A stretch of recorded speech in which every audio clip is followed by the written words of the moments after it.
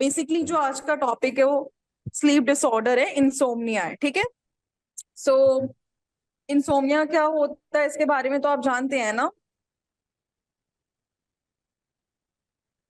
Yes ma'am, वो मेरे को जितना मालूम है कि इट इज खून की कमी है।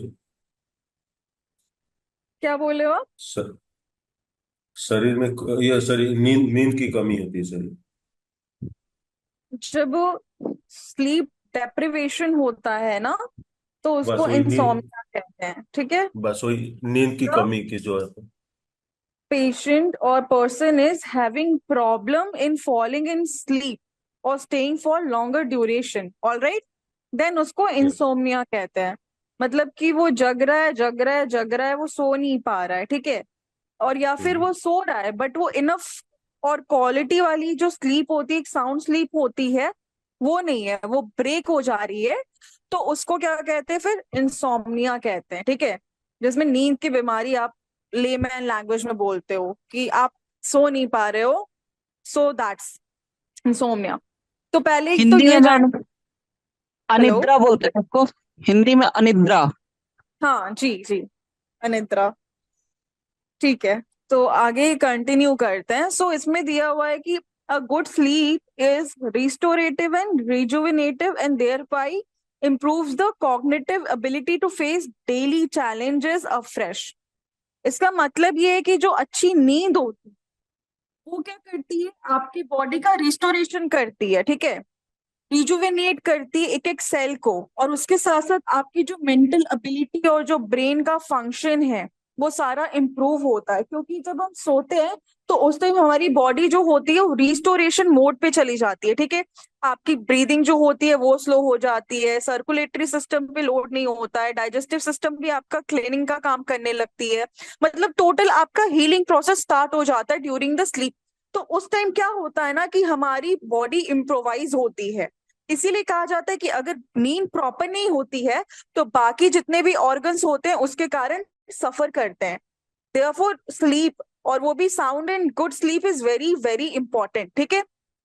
आज के टाइम में जो स्लीप डिसऑर्डर है, जिसमें आपको एक डिस्टरबेंस ऑफ स्लीप है, साउंड स्लीप नहीं आ रहा है, इंसोम्निया बोल लो, ये बहुत कॉमन हो गया है, बहुत कॉमन हो गया है। और इसका मल्टीपल रीजन है जिसके कारण ये हो रहा है। पहली चीज तो ये कि लोगों का स्लीप वेक साइकिल जो है वो मेंटेन नहीं है। क्यों? क्योंकि वो फोन बहुत ज्यादा लेट नाइट यूज करते हैं, या तो स्ट्रेस बहुत ज्यादा लेते हैं, या फिर होता है ना कि आप बिंज वॉचिंग कर रहे हो। बिंज वॉचिंग मीन्स कि आप कोई पर्टिकुलर शो देख रहे हो और उसको आप देख रहे हो देख रहे हो देख रहे हो, टाइम क्या हुआ है वो उसी में चला जा रहा है। तो उसके बाद भी आपका जो वो एक स्लीपिंग पैटर्न है वो मेंटेन नहीं हो पा रहा है। तो ये सारी जो कॉमन फैक्टर्स हैं जिसके कारण आपका जो स्लीप है वो डिस्टर्ब होता है। स्लीप डिस्टर्ब होगा तो इसकी वजह से क्या होगा, आपका मेंटल डिसऑर्डर भी होगा, आपको फेस करना पड़ेगा। ठीक है। बिकॉज ऑब्वियसली जब आप स्लीप नहीं लोगे तो रिस्टोरेशन नहीं होगा, रिजुविनेशन नहीं होगा, और आपकी कॉग्निटिव फंक्शन प्रॉपर वर्क नहीं करेगी। ठीक है। स्लीप क्या होता है? Is an active state that is maintained by a highly organised interaction of neural networks and neurotransmitters. ठीक है। ऑफ सेंट्रल नर्वस सिस्टम और सीएनएस। ठीक है। इसके साथ साथ इसके फिजियोलॉजिकल एंड मेटाबॉलिक फंक्शन होते हैं सीएनएस सिस्टम के, और वो आपका स्लीप वेक साइकिल जो होता है उसको भी रेगुलेट करने का काम करता है।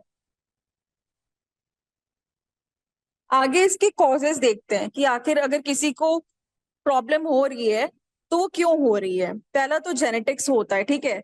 Sleep duration and timing are heritable. ठीक है, and regulated by numerous genes. ठीक है। The most significant signal nucleotide polymorphism occurred within genes involved in neuroplasticity, stress, reactivity, या फिर न्यूरोनल एक्साइटेबिलिटी, या फिर मेंटल हेल्थ। तो इस पॉइंट का मतलब ये है कि जेनेटिक्स की बात करें तो जो हमारे जीन्स होते हैं सिंगल न्यूक्लियोटाइड वाले, मींस के जिसमें सिंगल न्यूक्लियोलस पाया जा रहा है आपका, तो उसमें पॉलीमॉर्फिज्म होता है, मतलब कि उसमें चेंजेस हो रहे हैं आपके जीन्स में। उसके कारण क्या हो रहा है? न्यूरोप्लास्टिसिटी, मतलब कि आपका रिजुविनेशन ऑफ न्यूरॉन्स नहीं हो रहा है, साथ ही साथ उसके कारण क्या हो रहा है कि आपका मेंटल जो हेल्थ है वो कहीं ना कहीं इम्पार्ट हो रहा है, हैम्पर हो रहा है, और स्ट्रेस जो है वो भी जनरेट हो रहा है। लॉन्ग टर्म अगर कोई भी इंसान प्रॉपर स्लीप नहीं लेता है ना, तो सबसे पहले आप क्या देखते हो कि वो बहुत ही फ्रेश नहीं दिख रहा है। साथ ही साथ उसकी स्किन बहुत ही डल लगती है, ठीक है, उसको हेडेक होता है, उसको बहुत ही अनईजी फील होता है, फटीग होता है, बॉडी पेन करता है, उसका बाउल मूवमेंट क्लियर नहीं होता है, उसके स्किन पे इश्यूज होते हैं, ठीक है, बिकॉज ऑफ स्लीप डेप्रिवेशन। उसके साथ साथ क्या है, hyper arousal mechanism. Insomnia is a disorder of hyper arousal और increase somatic cognitive and cortical activation disorder, ठीक है। Hyper arousal in the physiological, emotional और cognitive networks is believe to prevent sleep regularity processes from naturally occurring in patient with insomnia। इसका मतलब क्या है ना, जो आपका सोमैटिक फंक्शन है, ब्रेन का जो न्यूरॉन्स का फंक्शन है, ठीक है, उसका हाइपर अराउजल, हाइपर एक्टिवनेस हो रहा है, जिसके कारण क्या हो रहा है ना, इंसान उठ जा रहा है, मतलब इंसान बहुत लंबे समय तक सो नहीं रहा है। साथ ही साथ कॉग्निटिव फंक्शन यहाँ पर आपका अफेक्ट हो रहा है, का मतलब ये कि जो आपकी सोचने समझने की क्षमता होती है वो भी कहीं ना कहीं इस कारण इफेक्ट हो रही है, इस मैकेनिज्म के हैम्परिंग के वजह से, ठीक है। तो जो transition from wakefulness to sleep in normal individual जो होता है, उसमें क्या होता है, characterise by decrease of high frequency and an increase of low frequency activity in EEG, ठीक है। ईईजी जो होता है आपका, इलेक्ट्रोइंसेफेलोग्राम जो होता है, उसमें आपका क्या होता है, जिनकी नॉर्मल स्लीप पैटर्न होती है उसमें आपका दिखेगा कि डिक्रीज होता है हाई फ्रिक्वेंसी का और इंक्रीज होता है लो फ्रिक्वेंसी एक्टिविटी का। इसका ये मतलब है कि जाहिर सी बात है, जब इंसान सो रहा होता है तो वो रेस्टिंग मोड में होता है, तो उसकी जो high frequency of brain activity होती है वो उस टाइम रिड्यूस्ड होती है। लेकिन ऐसा पर्सन जो कि अच्छे से नहीं सो पा रहा है, जिसको नींद में दिक्कत हो रही है, या फिर वो कांस्टेंट अपना थॉट्स उसका चलता रहता है, तो उसका क्या होगा ना कि जो आपकी फ्रिक्वेंसी होती है वो जो लो होती है वो इंक्रीज हो जाती है, ठीक है, जब आप उसके ईसीजी ईईजी को देखोगे या रीड करोगे। बिकॉज ऑब्वियस सी बात है, हमारा ब्रेन 24/7 फंक्शन कर रहा है, ब्रेन के कारण ही आपका रेस्पिरेटरी सिस्टम चल रहा है, सर्कुलेटरी सिस्टम चल रहा है, normal activities day to day life चल रही है।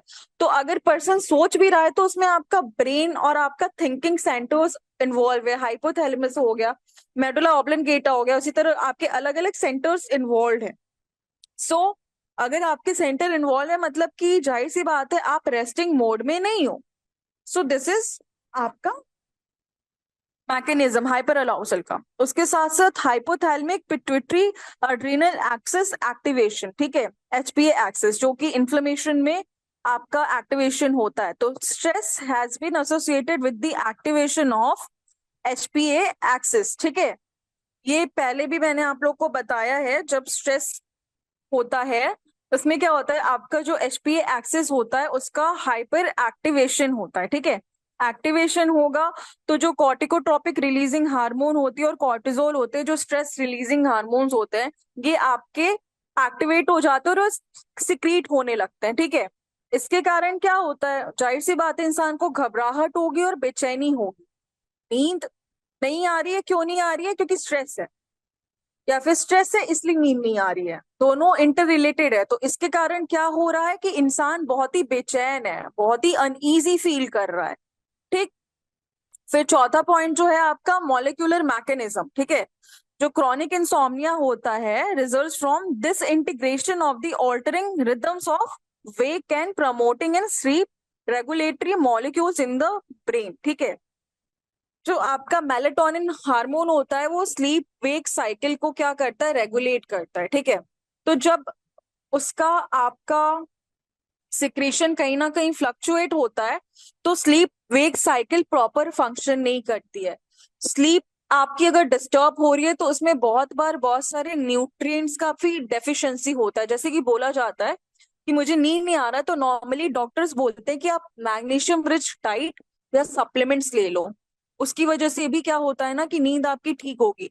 या फिर आपके जो इलेक्ट्रोलाइट्स हैं उसका डिसबैलेंस है, तो उसके कारण हेडेक हो रहा है, स्लीप नहीं हो आपकी प्रॉपर हो रही है, तो वो बोलते हैं कि ड्रिंक करो आप पानी, उसमें थोड़ा सा पिंच ऑफ सॉल्ट डाल लो, ठीक है, तो उससे रेगुलेट हो जाएगा। तो मल्टीपल फैक्टर्स हैं जो कि आपके स्लीप को रेगुलेट भी करते हैं और जो कि हैम्पर भी होते हैं जब आपका प्रॉपर इनटेक ऑफ स्लीप नहीं होता है, ठीक है। उसके साथ साथ दिया हुआ है कि sleep regulatory molecules interact with each other in a complex way and many of their effects are dependent on the state of brain. मतलब कि वो एक दूसरे से इंटरैक्ट करते हैं और साथ ही साथ ये क्या होते हैं, ब्रेन के स्टेट पर भी डिपेंडेंट होते हैं। मतलब आपकी अगर हेल्दी ब्रेन फंक्शनिंग है तो जाहिर सी बात है कि आपका जो स्लीप रेगुलेटरी मॉलिक्यूल है वो भी प्रॉपर फंक्शन करेगा।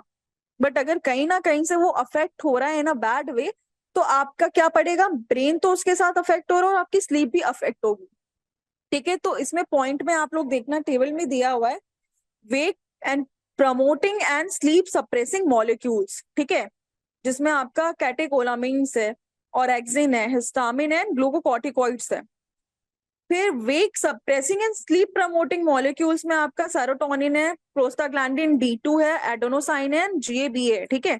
तो ये मतलब कि जो आपको नींद से उठने में जो प्रमोट कर रहा है वो एक तरीके, एक साइड पे मॉलिक्यूल है, और दूसरा जो आपके नींद को प्रमोट कर रहा है वो है।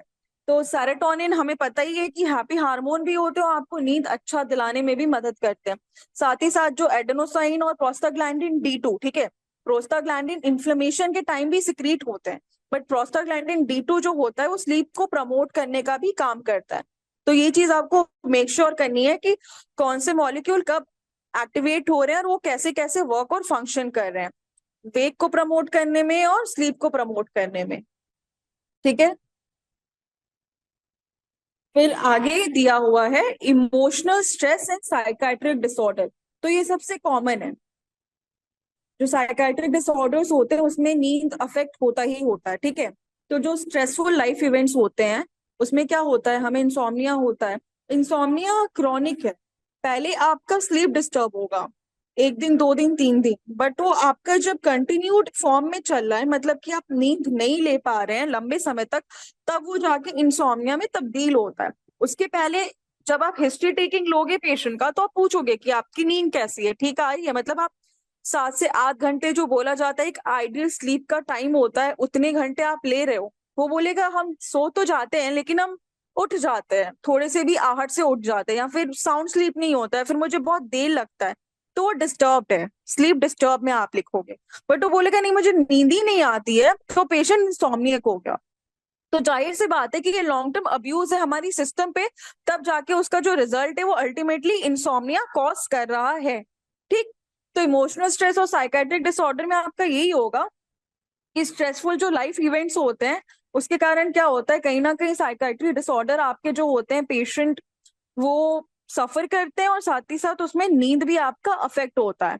और जो सबसे कॉमन मेंटल डिसऑर्डर है जो कि इंसोम्निया से एसोसिएटेड है वो है मूड डिसऑर्डर। मतलब कि कोई पेशेंट बहुत ही इजीली अग्रेसिव हो जा रहा है, हैप्पी हो जा रहा है, सैड हो जा रहा है, कंफ्यूज हो जा रहा है, ठीक है, जिसको कहते हैं डिसथीमिया।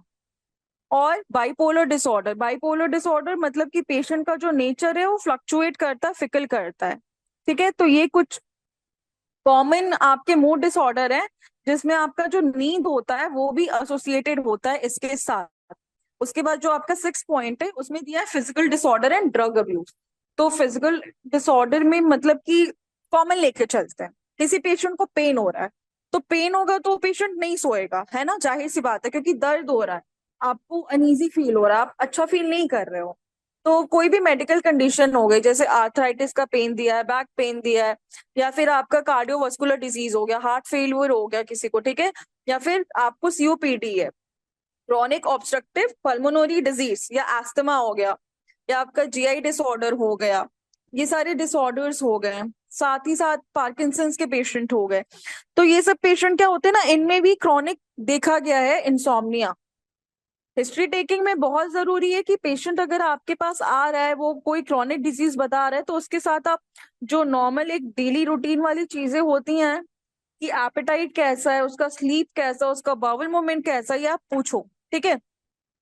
तो जाहिर सी बात है कि फिजिकल डिसऑर्डर के साथ साथ जो लोग ड्रग डिसऑर्डर या ड्रग अब्यूज लेते हैं तो उनमें भी क्या होता है, स्लीप का प्रॉब्लम होता है, ठीक है। तो उनको क्या डॉक्टर यूजुअली रेकमेंड करता है? सोने के लिए दवाइयां। ठीक। तो अभी इसमें दिया हुआ है कि also smoking alcohol, use of drugs such as beta blockers, ठीक है, and some neuroleptics and amphetamines, drug withdrawal can cause insomnia. तो ये डिजीज के लिए यूज होते हैं सारी जो दवाइयां होती है, बीटा ब्लॉकर्स एंड ऑन, मतलब कि आपके हार्ट के जो पेशेंट हो गए और इन सारी डिजीज के लिए। तो ये क्या करते हैं ना कहीं आपकी नींद को भी ये अफेक्ट करते हैं। तो अब ये जान लेते हैं कि साइन एंड सिम्टम क्या होते हैं। तो साइन एंड सिम्टम जो इंसोम्निया के पेशेंट या स्लीप डिसऑर्डर के पेशेंट होते हैं उनमें होता है डिफिकल्टी इनिशिएटिंग स्लीप, मतलब नींद लाने में दिक्कत हो रहा है उस पेशेंट को, मतलब उसका आंख खुला हुआ है बहुत देर तक वो ऐसे ही जग रहा है बट उसको नींद नहीं आ रही है। ठीक है। दूसरा पॉइंट है डिफिकल्टी मेंटेनिंग स्लीप, मतलब कि एक जो नॉर्मल आपका 6-7 घंटे का स्लीप है उसको ले नहीं पा रहा है, वो बार बार उठ रहा है, वो ब्रेक हो रहा है। ठीक है। उसके साथ साथ अर्ली मॉर्निंग अवेकनिंग, मीन्स के जल्दी उठ जा रहा है, वो सोया ही है 11-12 बजे, मतलब फिर भी वो 3 बजे 4 बजे उठ गया। उसके बाद वो उठ गया तो वो सो नहीं पा रहा, उसको सोने में दिक्कत हो रही है, उसको सोने में परेशानी हो रही है, डिफिकल्टी हो रही है। ठीक है। या फिर स्लीप डिस्टर्बेंस, स्लीप डिस्टर्बेंस जाहिर सी बात है वो आपका ऑक्यूपेशनल हो सकता है या फिर कोई आहट के कारण भी हो सकता है। ऑक्यूपेशनल मतलब आपका वर्क रिलेटेड हो गया। ठीक है। फिर दिया हुआ है कि sleep difficulty occurs at least 3 nights per week, मतलब कि हफ्ते में 3 बार तो नींद की दिक्कत होती ही होती है। और ये जो है ये परसिस्टेंट आपका 3 महीने के लिए रहता है। ठीक है। जो इंसोम्निया होता है वो बाकी स्लीप डिसऑर्डर्स से रिलेट नहीं करता है, जैसे कि नार्कोलेप्सी या breathing related sleep disorder, circadian rhythm sleep disorder, ये कंप्लीटली डिफरेंट होता है। और पैरासोमनियास मतलब ये अलग होता है, इसमें जो आपका सिम्टम होता है ना वो इंसोम्निया के सिम्टम से कंप्लीटली डिफरेंट होता है। और इंसोम्निया जो है इसके कारण कोई फिजियोलॉजिकल इफेक्ट्स जो होते हैं just like of a substance such as drug abuse और मेडिकेशन, वो एट्रीब्यूटेबल नहीं होते हैं। ठीक है। Coexisting mental disorders and medical condition do not adequately explain the predominant complaint of insomnia. ठीक है। अगर मान लो पहले से किसी को कोई मेंटल इशू है, ठीक है, वो मेंटल डिसऑर्डर का पेशेंट है, तो वो जरूरी नहीं है कि वो अगर नींद का कंप्लेन लेकर आ रहा है तो उसको वो समझा सके या फिर वो उससे को रिलेटेड हो, ये हमेशा जरूरी नहीं होता। इस पॉइंट का ये मतलब है। इसमें कुछ टर्म्स जो हैं वो भी मैं बता दे रही हूँ, जैसे कि पैरासोमनिया जो होता है इसमें क्या होता है ना कि इसमें आपके जो मूवमेंट होते हैं नींद के टाइम वो पाए जाते हैं, लाइक करवट ले रहा है, स्ट्रेच कर रहा है, things like that, completely in sound sleep नहीं है। ठीक है। या फिर नी- कुछ पेशेंट बोलने नींद लगते में वो वाली चीजें। कुछ बोला क्या? नहीं मैडम, कुछ नहीं बोले। मेरे बोलने का ये था कि नींद में जो बेचैनी होती है, नहीं हाँ वैसे हाँ हाँ पेशेंट को। हाँ हाँ बिल्कुल। पैरासोमनिया जो होता है ना ओ, पेशेंट, तो उसमें क्या होता है ना कि कंफ्यूजनल वो उठ जाते हैं या फिर वो ना चलने नहीं लगते नींद में बहुत लोग। ठीक है। तो वैसी वाली ये होती है टाइप, मतलब पैरा है इसमें। ठीक है। सूडो नहीं, पैरा। सूडो मीन्स फॉल्स होता है, सूडो सोमनियास। तो इसमें क्या होता है या तो कंफ्यूजनल उठ गया, वो उठ गया बस अचानक से, नहीं कुछ लोग उठ जाते हैं, और या तो नींद में चलने लगे या फिर सोते सोते घबराहट होने लगी, डर लगने लगा, तो ये चीजें होती हैं उनको। सो ये क्या होता है कि मैम स्लीप डिसऑर्डर से और इंसोम्निया ऐसे वो रिलेटेड नहीं है, ये पॉइंट था। ठीक है। फिर मैम नार्कोलेप्सी किया हुआ है। ठीक है। मैम नार्कोलेप्सी क्या मैम होता है, इसमें ना बहुत ज्यादा नींद आती है दिन में ही आती है, ये भी one of the sleep disorder होता है। तो इसमें पेशेंट को बहुत ही सुस्ती और थकान दिन के टाइम लगती है, ये पॉइंट था। ठीक है। आगे बढ़ते हैं। तो क्लासिफिकेशन देखें तो पहला जो है वो ट्रांजिएंट इंसोम्निया है। ठीक है। मतलब कि जो आपका 1 हफ्ते से कम लास्ट करता है। फिर आता है अक्यूट, मतलब कि inability to consistently sleep well for a period of less than a month. मतलब कि महीने में आप कम से कम 15-20 दिन नहीं अच्छे से नींद ले पाए हो, तो उसको आप अक्यूट केस में लोगे। और क्रॉनिक मतलब कि जो 1 महीने से ज्यादा लास्ट करे, तब वो पेशेंट जो होता है वो क्रॉनिक इंसोम्निया का पेशेंट होता है। ऑलराइट। डिफरेंशियल डायग्नोसिस में देखें तो जो सिस्टमिक डिसऑर्डर होते हैं लाइक कोरोनरी आर्टरी डिसीज, जिसको शॉर्ट फॉर्म में सीएडी कहते हैं, या क्रॉनिक किडनी डिजीज हो गया सीकेडी, एस्थमा, डायबिटीज, इनके कारण भी इंसोम्निया हो सकता है। जो अदर स्लीप डिसऑर्डर्स होते हैं जैसे रेस्टलेसनेस हो गया लेग्स का, या स्लीप एपनिया हो गया सिंड्रोम जो होता है, या फिर आपका रेस्टलेस लेग सिंड्रोम, या नाइटमेयर्स जो हो गए मतलब बुरे सपने जो आते हैं, ये आपके मतलब कि डिफरेंशियल डायग्नोसिस में आते हैं। ठीक है। तो आपको ये चीज मेक श्योर करना है कि उसको स्लीप डिसऑर्डर है या इंसोम्निया है, क्योंकि ये दोनों मैंने अभी पिछले पॉइंट में बताया ना कि अलग होते हैं।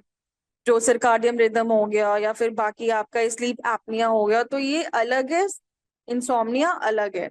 और स्लीप एपनिया जो होता है इसमें भी आपको स्लीप इश्यूज होते हैं, but that is different from your insomnia. Why? क्योंकि इसमें क्या होता है ना, ब्रीदिंग जो होती है उसकी डिफिकल्टी होती है। एपनिया जो टर्म होता है इसका मतलब ही ब्रीदिंग डिफिकल्टी होती है, और स्लीप एपनिया मतलब कि सोते टाइम आपको इश्यू हो रहा है सांस लेने में। ठीक है। ये जो होता है ये ज्यादातर जो लोग वो होते हैं ओबीज होते हैं उनमें देखा गया है। ठीक है। एज रिलेटेड भी होता है, मेल्स में ज्यादा होता है, बट ओबेसिटी वाले जो पेशेंट होते हैं उनको ज्यादा होता है। ठीक है। खराटे बहुत ले रहे हैं, ठीक है, ये भी स्लीप एपनिया का एक वो होता है, मार्कर होता है ऐसे पेशेंट्स। और अचानक से इनकी सांस रुक गई फिर आ गई, ऐसा रहता है इशू। फिर डायग्नोसिस की बात करें तो डायग्नोसिस आप क्या बनाओगे? डायग्नोसिस बनाने में सबसे पहले आप पास मेडिकल हिस्ट्री देखोगे और फिजिकल एग्जामिनेशन करोगे रूल आउट करने के लिए कि मेडिकल कंडीशन है क्या। ठीक है। स्लीप हैबिट पूछोगे, कोई दवा तो नहीं ले रहा है ये भी पूछोगे, अल्कोहल तो नहीं लेता, निकोटीन या कैफीन की इनटेक तो नहीं है, चाय कॉफी, या कोई कोमॉर्बिड इलनेस तो नहीं है जैसे सीएडी का हो गया, किडनी का हो गया, या फिर दूसरी चीजें हो गई। उसके साथ साथ स्लीप डायरी, मतलब कि आप पेशेंट को हफ्ते भर का रिकॉर्ड बोलो कि वो बताए कि आज कितने बजे तुम सोए और कितने बजे उठ गए। ठीक है। ये सारी चीजें पूछोगे। क्यों पूछोगे? क्योंकि आपको एक रिकॉर्ड बनाना है ना, तभी तो पता चलेगा कि ये क्रॉनिक है या अक्यूट है या फिर इमीडिएट है, ट्रांजिएंट वाला है। ठीक है। तो ये पूछना भी इम्पोर्टेंट है। फिर जो पॉइंट आता है एथेंस स्केल ऑफ इंसोम्निया। ठीक है। तो इसमें क्या होता है, ये स्लीप डिसऑर्डर के पेशेंट के लिए इंट्रोड्यूस किया गया था फर्स्ट टाइम इन 2000s। ठीक है। इसमें क्या करते हैं रिसर्चर्स जो होते हैं वो ऑनसेट ऑफ स्लीप पूछते हैं। ठीक है। Night and early morning waking पूछते हैं, स्लीप टाइम पूछते हैं, स्लीप क्वालिटी पूछते हैं, फ्रिक्वेंसी पूछते हैं, और कंप्लेन पूछते हैं कि नींद के टाइम उनको क्या क्या कंप्लेन फील होता है। तो ये एक स्केल के टाइप का होता है। ठीक है। इसमें स्केल में क्या होता है ना, मार्किंग्स देते हैं। ठीक है। इसमें स्कोरिंग करते हैं, और जो स्कोरिंग होता है वो 0 to 7, 8 to 14 ये होता है। मॉडरेट इंसोम्निया है, सवेयर इंसोम्निया है, सब थ्रेशोल्ड इंसोम्निया या फिर नो इंसोम्निया, उसके अकॉर्डिंग इसकी मार्किंग होती है, और इस मार्किंग के अकॉर्डिंग ही बाकी चीजें भी देखी जाते हैं। तो 0 इंसोम्निया मतलब नॉन इंसोम्निया है, तो जाहिर सी बात है उसको प्रॉब्लम नहीं है। सब थ्रेशोल्ड है मतलब माइल्ड है। फिर मॉडरेट होता है, सवेयर होता है, तो उसके अकॉर्डिंग पॉइंट होते हो। फिर दूसरी चीज मैंने ये बताई कि इसमें ये भी देखते हैं कि कौन कौन से पेशेंट के पैटर्न्स को हम क्वेश्चन के फॉर्म में पूछते हैं, लाइक स्लीप का ऑनसेट कब हुआ, नाइट में, अर्ली मॉर्निंग में, और टाइमिंग क्या है वेकिंग की आपकी, क्वालिटी क्या है, फ्रिक्वेंसी क्या है, ड्यूरेशन क्या है। ठीक है। ये क्वेश्चंस हम पूछते हैं पेशेंट को। क्लियर हुआ?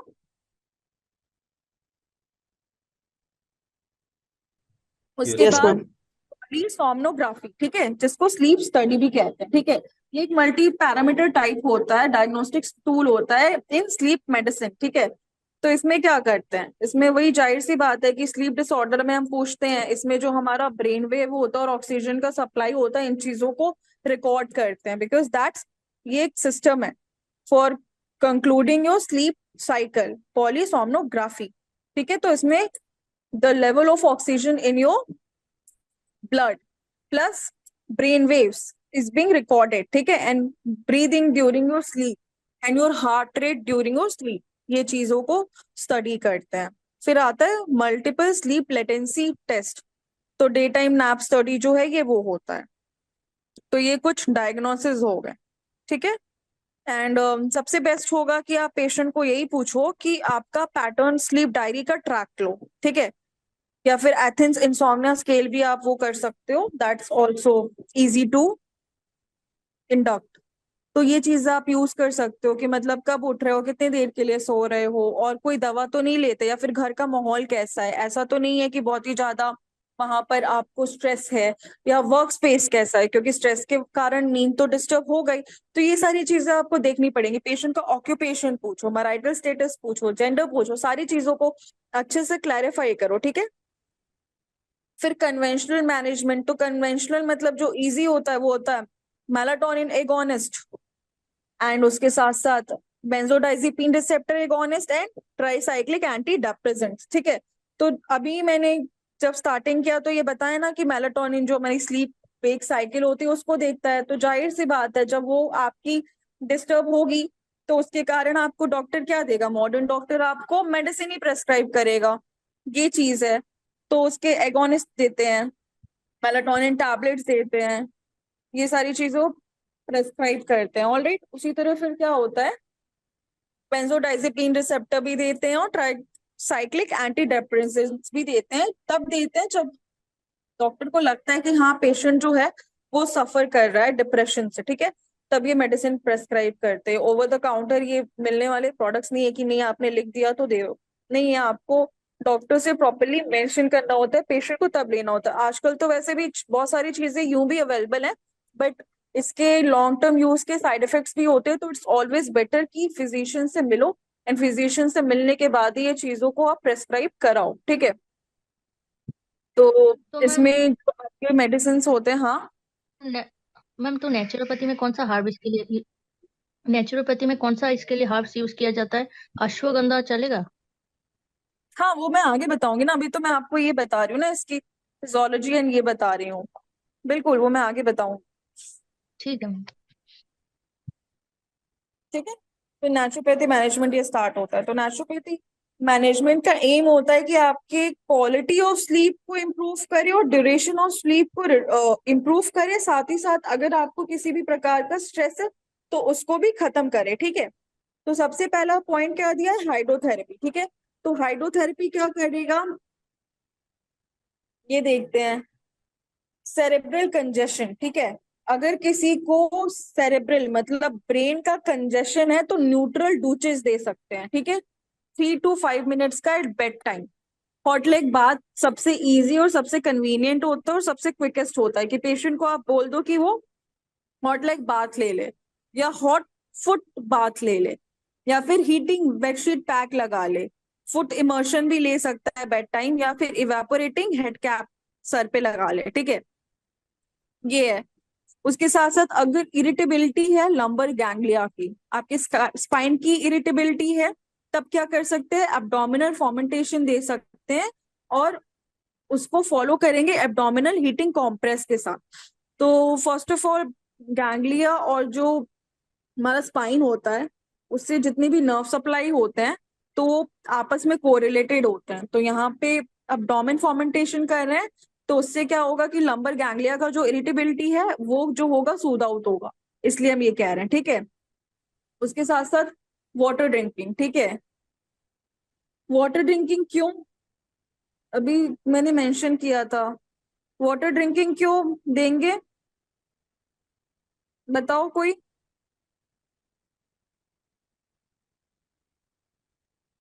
अभी मैंने बताया था ना इलेक्ट्रोलाइट्स करके कुछ। नींद में कमी रहेगी इस कारण, नींद नहीं आती है उस कारण, उसकी पुट्टी के लिए कुछ। पानी ना पीने से नींद नहीं आती है। नहीं मैम वो नहीं, आप शायद कंफ्यूजन हो रहा है। नहीं नहीं, पानी नहीं पीने से नींद नहीं आती है, नहीं वो नहीं बोलना चाह रहे हैं। हाँ क्या बोल रहे हो बताओ। अच्छा कोई बात नहीं, चलो मैं बता रही हूँ। इलेक्ट्रोलाइट्स डिसबैलेंस होता है तो सर भारी होता है, सर भारी होगा तो क्या होगा, आपको डिहाइड्रेशन फील हो रहा है, उसके कारण हो रहा है, तो क्या करोगे तब? सजेशन दिया जाता है पानी पीने का, ठीक है, इसलिए। ओके। और दूसरी चीज ये, फॉलो स्लाइस्टर। तो ये रेक्टल इरिगेशन होता है वन टाइप ऑफ, ठीक है। जैसे कि कॉन्स्टिपेशन है, ड्राई स्टूल आ रहा है, लिवर इनएक्टिविटी है, तो उसके लिए कॉलो क्लाइस्टर, इंसान वो कहता है, या क्लोरो क्लाइस्टर से बेटर है कि you can go for enema और थिंग्स लाइक दैट, है ना। तो वो भी आप दे सकते हैं। एक तरीके से ये रेक्टल सिरिंज होता है, ठीक है।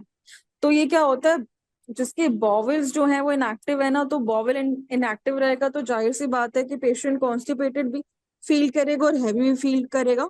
तो उसके लिए कोलोक्लाइस्टर या फिर कोपियस वाटर ड्रिंकिंग हो गया, या फिर आप वाटर ड्रिंकिंग ही करने को बोल रहे हो पेशेंट को, ठीक है।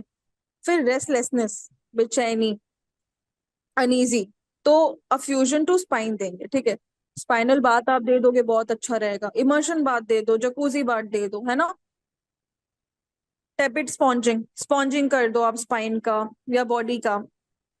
लिम्स को रब कर दो, स्पाइन को रब कर दो, तावेल लो, उसको वार्म वाटर में डिप करके उसको स्क्वीज कर लो, और उसी से फिर क्या करो, अच्छे से जैसे रबिंग करते ना, तो रब कर दो स्पाइन को। या फिर सबसे बेस्ट है हेड मसाज, ठीक है, इजी ये। फिर जनरल इरिटेबिलिटी के लिए न्यूट्रल बेडशीट पैक दे सकते हैं, न्यूट्रल इमर्शन बाथ या न्यूट्रल शावर दे सकते हैं, ठीक है। तो ये हाइड्रोथेरेपी हो गई। और हाइड्रोथेरेपी ट्रस्ट में बहुत अच्छा रोल प्ले करती है, क्यों? क्योंकि जब पेशेंट को ना कोई भी न्यूरोलॉजिकल डिसऑर्डर होता है या ब्रेन रिलेटेड डिसऑर्डर होता है ना, तो उसके लिए हमारा जकूजी बात है, इमर्शन बात या स्पाइनल बात जो होता है वो बहुत अच्छा अफेक्ट शो करता है। मैम तो कोई कोई मतलब नॉर्मल ठंडा पानी से भी नहा लेता है सोने से पहले, उसमें भी किसी किसी को अच्छी नींद आती है, तो सजेस्ट कर सकते हैं क्या? ठंडा पानी इनविगोरेटिंग होता है, मैंने पहले भी कहा, मीन्स वो एक्साइटेबिलिटी शो करता है। इनविगोरेटिंग ठंडे पानी का क्वालिटी होता है, मतलब वो आपको रिजुविनेटिंग और अच्छा फील कराता है, समझ रहे हो, तरोताजा। नींद नहीं आने वाले पेशेंट को आप हम्म। न्यूट्रल या वार्म वाटर सजेस्ट करते हो, ठीक है। नहाना एक अलग चीज हो गई, मैंने क्या बोला, हॉट फुट बाथ दोगे, क्यों? क्योंकि फुट जो होता है वो आपका कनेक्टेड होता है टू ब्रेन, ठीक है। तो इमीडिएट जो भी आपका वो जी जी। कंजेशन होता है, वो डीकंजेशन का काम करता है और ब्लड सर्कुलेशन बढ़ाता है, और साथ ही साथ आपको बहुत ही रिलैक्सिंग लगता है। जस्ट फॉर एग्जाम्पल, अभी ना अपने पैरों को गर्म पानी में डिप करके देखो, ब्रेन तक वो सेंसेशन पूरी जाती है। क्यों जाती है? क्योंकि नर्व सप्लाई होता है, ब्लड सप्लाई होता है ना, वो प्रॉपर होने लगता है, इसलिए। ठंडा पानी एक बार डाल के देखो और गर्म पानी डाल के देखना, खुद समझ में आ जाएगा। वार्म वाटर की क्वालिटी क्या होती है? रिलैक्सिंग होती है, सूदिंग होती है, इसलिए गर्म पानी एडवाइस किया जाता है इन केस ऑफ इंसोम्निया, ठीक है। ये रीजन होता है। तो पानी की ओके मैम। क्वालिटीज आप लोग पढ़ो, हाइड्रोथेरेपी में पानी की क्वालिटीज और टेम्परेचर पढ़ो, cold, warm, टैपिड, neutral, ice cold, ठीक है। तो ये सबके क्वालिटीज होते हैं, उसी हिसाब से उसको फिर वो किया जाता है। यहाँ पे अगर वार्म लिखा है तो वार्म लिखने का रीजन है, यहाँ पे नॉर्मल वो वाटर अफ्यूजन भी तो लिख सकता था, लेकिन नहीं, क्या लिखा है कि वार्म अफ्यूजन टू स्पाइट, ठीक है। ये चीज है, तो ये चीजों का फिजियोलॉजिकल फंक्शन और फिक्स होता है over the body, that's why. ठीक, फिर एक्यूपंक्चर की बात करते हैं। तो पेशेंट मान लो आ रहा है, मैंने क्या बोला, न्यूरोलॉजिकल डिसऑर्डर है या फिर स्लीप डिसऑर्डर है, स्लीप प्रॉब्लम है या इंसोम्निया ही है, तो उसके लिए अच्छा काम करता है हाइड्रोथेरेपी। 20 to 25 मिनट्स के लिए इमर्शन बाथ दे दो न्यूट्रल, या फिर उसको कोल्ड वो दे सकते हो स्पाइन पर, डूच दे सकते हो, ठीक है। मतलब कि गरम, सॉरी, ठंडे पानी का फवारा, तो उससे क्या होगा ना कि वहां पे स्टिमुलेशन होगा, स्टिमुलेशन होगा तो जो नर्व सप्लाई होगा वो एक्साइट होगा, एक्साइट होकर वो नर्व सप्लाई जो होगा इम्प्रोवाइज होगा। तो ये ऐसे वर्क करता है, ठीक है, समझ में आया? अभी क्लियर हुआ जो पूछ रहे थे आप? Yes ma'am. Yes ma'am. ठीक है, आगे चलते हैं, एक्यूपंक्चर, ठीक है। तो एक्यूपंक्चर आपका जो की एनर्जी होता है उसको प्रमोट करता है, प्राण शक्ति को, ठीक है। तो जब इसका हम सेंट्रलाइज पॉइंट देते हैं ना, तो वो अच्छा होता है। बेसिकली जब deficiency of heart and spleen होती है, या फिर जो हाइपर एक्टिविटी ऑफ फायर होता है, या फिर की का स्टैग्नेशन होता है, तब क्या होता है, नींद की प्रॉब्लम होती है। चाइनीज मेडिसिन के अकॉर्डिंग है कि स्लीप का जब डेप्रीवेशन हो रहा है या फिर क्वालिटी ऑफ जो स्लीप है वो आपकी कहीं ना कहीं अफेक्ट हो रही है, तो क्यों हो रही है, तो उसके लिए पॉइंट्स दिए हुए हैं। आपका GV20, LI4 तो कॉमन पॉइंट होता है जिसको हेगो पॉइंट भी कहते हैं, जो आपका थंब के पास होता है, ठीक है। एक्स्ट्रा मेरिडियन पॉइंट दिया हुआ है, और ऑरिकुलर पॉइंट्स दिए हुए हैं, मतलब कि आपके कानों के पास के जो ऑरिकुलर पॉइंट्स होते हैं ना, बेसिकली आपके कान में सारे के सारे ऑर्गन्स होते हैं। तो आप जब ना ईयर मसाज करते हो हेड मसाज के साथ ना, तो वो आपको टोटल रिलैक्सेशन देता है, और पेशेंट को ना बहुत ही अच्छा फील होता है। और रेगुलर बेसिस पे अगर हम ईयर के पॉइंट्स देंगे ना, शेनमेन हार्ट और ऑक्सीपुट, मतलब आपके ब्रेन के पॉइंट्स, तो क्या होगा ना कि उसकी जो स्लीप की प्रॉब्लम है ना, वो भी धीरे धीरे विद टाइम रिजॉल्व होगी। मतलब आप auricular massage 10 to 15 minutes patient को दे सकते हो पर डे, ठीक है। आप इसमें कोई भी एसेंशियल ऑयल यूज कर सकते हो, एरोमेटिक। उससे क्या होगा ना कि उसको मेंटली भी अच्छा फील होगा। तो ऑयल का सिलेक्शन भी इंपॉर्टेंट है। आप एक्यूपंक्चर भी कर सकते हो ऑरिकुलर पॉइंट्स के, आप एक्यूप्रेशर भी दे सकते हो, ठीक है। इट डिपेंड्स, क्योंकि अगर एक्यूपंक्चरिंग आप अच्छे से कर सकते हो ईयर पॉइंट्स के, तो आप कर सकते हो, अदरवाइज आप वहां पर प्रेशर पॉइंट्स भी दे सकते हो। और फिर आपके बायो पॉइंट्स हैं, हेगो पॉइंट्स है और एक्स्ट्रा मेरिडियन पॉइंट्स है। ये पॉइंट्स पे आप लगा सकते हैं, ये जनरलाइज पॉइंट्स होते हैं, ये हेडेक वगैरह के लिए भी अच्छा काम करते हैं। तो ये एक्यूपंक्चर हो गया। उसके बाद massage therapy. So massage we all know, और ये मैंने बार बार कहा है कि वो कंप्लीट रिलैक्सेशन प्रोवाइड करता है, ठीक है। मतलब टोटल रिलैक्सेशन। किसी को थकान है या किसी को मतलब कि सर दर्द हो रहा है, उसको आप हेड मसाज भी नॉर्मल दे दोगे ना, उसको बहुत ही रिलैक्सिंग फील होगा, बहुत ही कामिंग इफेक्ट होगा, ठीक है। पाउडर मसाज हेड, नेक और स्पाइन और फीट का इंसोम्निया में रेकमेंड होता है, क्योंकि पाउडर से कर रहे हो तो कहीं ना कहीं फ्रिक्शन जनरेट हो रहा है, और वो फ्रिक्शन क्या कर रहा है, स्टिमुलेशन ऑफ एसोसिएटेड ऑर्गन्स का काम कर रहा है, ठीक है। तो उससे क्या होगा कि जो ये इंसोम्निया की दिक्कत है, जो आपकी नींद है वो प्रॉपर नहीं हो पा रही या फिर नहीं आ रही है, उसमें वो हेल्प करेगा। स्टडीज कंडक्ट हुए हैं तो उसमें देखा गया है कि मसाज अगर हम रेगुलर बेसिस पे देते हैं ना, 21 डेज या आपका 15 डेज के लिए, तो जो स्लीप का क्वालिटी होता है इंसोम्नियक्स में, वो आपका इम्प्रूव होता है धीरे धीरे। और जो स्लीप डेप्रिवेशन होती है, वो भी चीजें आपकी धीरे धीरे खत्म होती हैं जब हम मसाज देते हैं। ये भी देखा गया है कि पोस्ट मेनोपॉजल जो वुमेन्स होती हैं, उनको ब्लू मूड, मतलब कि सुस्ती एंड अच्छा ना फील करना, एंड स्ट्रेस और नींद की प्रॉब्लम होती है, बिकॉज वहां पे आपका जो हार्मोन्स का सिक्रेशन है वो धीरे धीरे विद टाइम डिमिनिश होता है एंड फ्लक्चुएशन होता है। तो उसके कारण भी क्या होता है ना, औरतों को स्लीप का प्रॉब्लम होता है, डिस्टर्बेंस होता है। तो उनको अगर हम मसाज थेरेपी देते हैं, और मसाज थेरेपी के साथ हम अगर उनको ऑरिकुलर मसाज ऐड कर दे, head massage, auricular massage and आपका बॉडी मसाज, तो इससे बहुत ही अच्छा इफेक्ट भी आएगा, और विद टाइम जो उनकी डिस्टर्बेंस है वो भी धीरे धीरे खत्म हो, ठीक है।